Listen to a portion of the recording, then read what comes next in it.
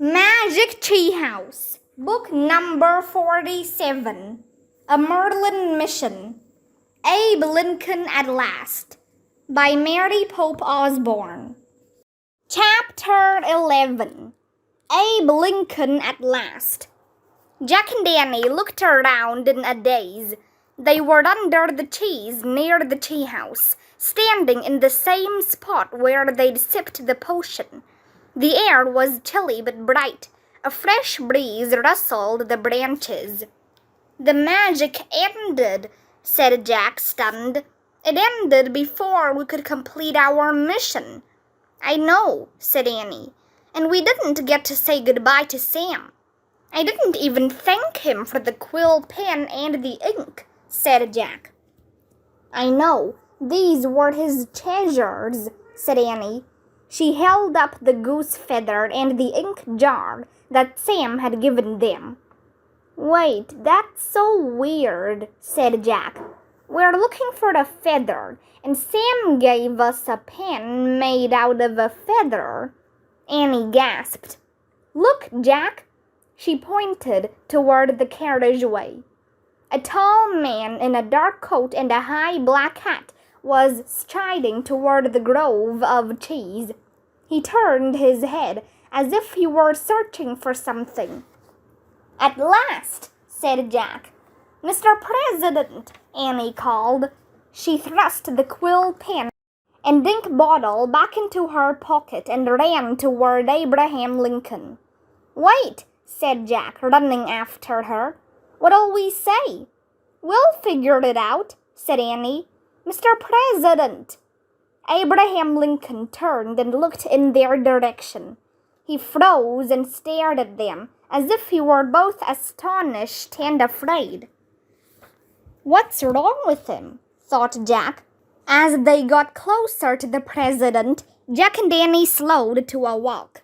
Abraham Lincoln kept staring at them as if they were ghosts. "Hello, sir," Annie said shyly. Jack was speechless.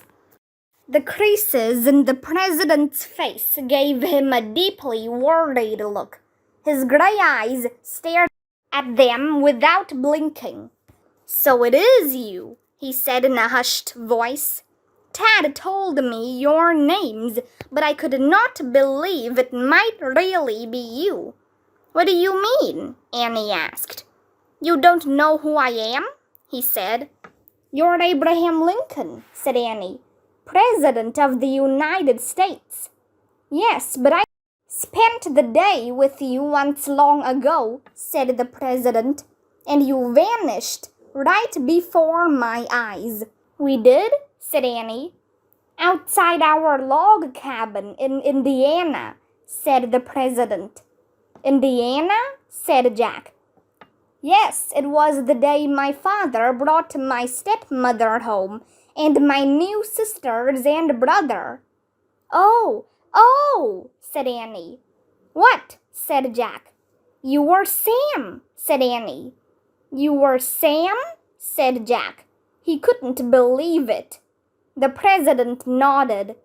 Annie laughed. "So when we told you we were looking for Abraham Lincoln, you played a prank on us and told us your name was Sam." Abraham Lincoln smiled. "I haven't seen you since that day so long ago," he said. "And you haven't changed at all. I don't understand. Are you angels? Are you a dream?" Jack was too stunned to answer. It wasn't long ago. It was today, he thought. Or maybe not. Time and magic were confusing things. "We're just regular kids, not angels," said Annie. "But maybe you should think of it all as a dream with a little magic thrown in." Abraham Lincoln nodded slowly. Then he smiled. "I remember you tried to do my chores," he said, "and you thought some wild creature was chasing you, and you told me that your interjections were 'oh wow' and 'oh man.'" "Right," said Jack, smiling. "You also said you loved learning and you loved to read," said the president, And you loved to write stories. And you said you loved to do that too, said Annie. So you gave us these. She pulled the ink bottle and the quill pen out of her apron pocket. These were yours once, remember? Abraham Lincoln stared at the ink bottle and feather pen. Yes, he said. I made them from blackberry roots and a goose feather. Oh, man, whispered Jack. For the first time it fully dawned on him that Sam, who was really Abraham Lincoln, had given them a feather. The rhyme was starting to make perfect sense. Why have you come back? Asked the president. Now Jack knew exactly what to say. We have to give you a message of hope, he answered. He reached for the notebook in his pocket. Jack's right, said Annie. Just a second. She opened the ink bottle and dipped the goose feather pen into the ink. Then she handed the pen to Jack. What should we say? She whispered. Well, the Civil War is going to have a good ending, Jack whispered back. All the country will come together. With freedom for everybody, whispered Annie. I'll write something about all that, said Jack. He thought for a second, and using the goose feather pen, he scratched a message on a page in his notebook. Never lose hope. This land will live peacefully as one nation one day, with freedom for everyone. You told us to use your quill pen and your blackberry ink to write something special, Jack said. He tore out the page and handed it to the President of the United States. This is it. Abraham Lincoln read the words on the paper. When he looked at Jack and Annie, the creases in his face had softened. His eyes had grown bright. Oh, wow, he said softly. Jack and Annie laughed. Do you really think so? The president asked. Do you promise? Yes, I need to add something, said Jack. He took the note back from the president and wrote, We give you our word, Jack and Annie. A shout came from the distance. Pa! Pa! It was Tad. He was running up the carriageway with Willie right behind him. Mr. President, we have to leave now, said Jack. Really? Said Abraham Lincoln. He looked sad for a moment. Then he looked at his boys running toward him. Yes, of course, I understand, he said. We'll never forget our times with you, Sam, said Annie. Nor will I forget, said Abraham Lincoln. The boys were getting closer. Here, sir, said Jack. He gave the note back to the president. Then he and Annie started moving away. Goodbye, they called to Abraham Lincoln.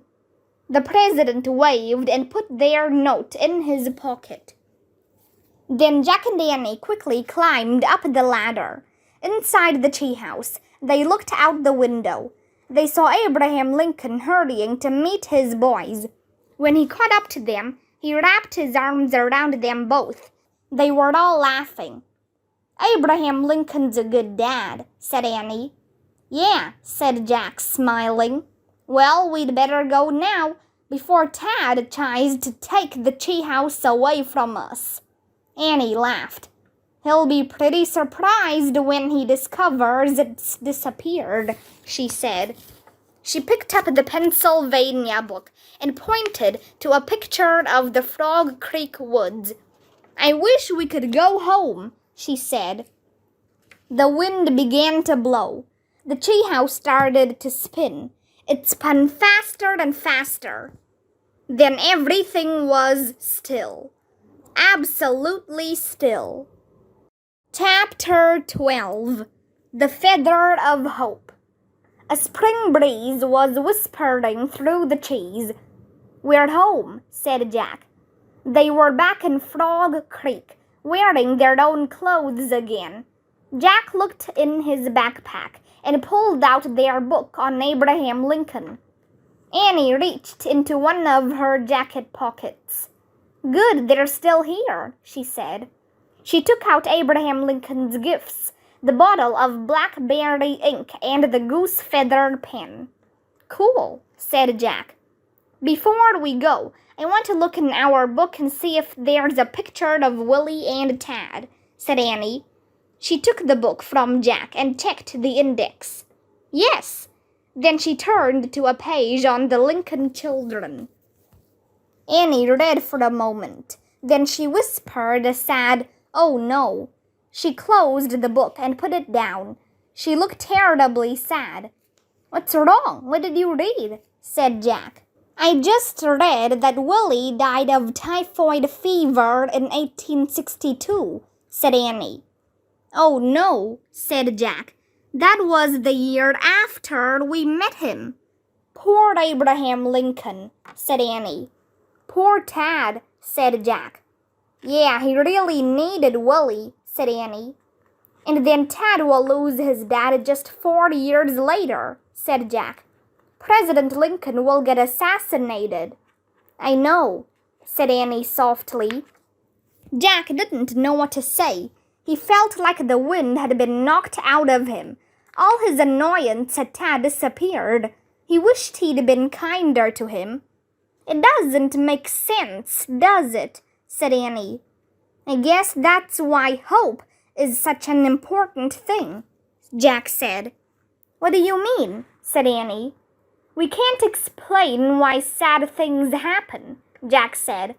All we can do is hope they make sense someday. Like when? Said Annie. When will they make sense? I don't know when, said Jack. Maybe not even in a person's lifetime. Maybe in a world beyond this world. He sighed. Maybe we just have to accept that it's a mystery. Annie nodded, blinking back tears. Well, we brought back the feather of hope, she said. And we gave hope to Abraham Lincoln, said Jack. And he did really great things as a president, didn't he? Annie said. Yeah, and he was a great dad too, said Jack. Jack placed the feather of hope in the corner of the tree house, next to the glacial buttercup and the emerald rose. There's one more thing to get to save Penny, said Annie. Tomorrow, said Jack. Definitely, said Annie. Today I just want to live my normal life, have breakfast with Mom and Dad, and go to school, added Jack. We're lucky we can go to school, said Annie. Yeah, said Jack, and we're lucky to have a nice house with heat and running water. And comfortable beds, said Annie. She started down the rope ladder. And lots of books, said Jack. He grabbed his backpack and climbed down after her. As Jack and Annie headed home between the trees, a breeze shook the wet branches. Sparkling raindrops filled the Frog Creek woods.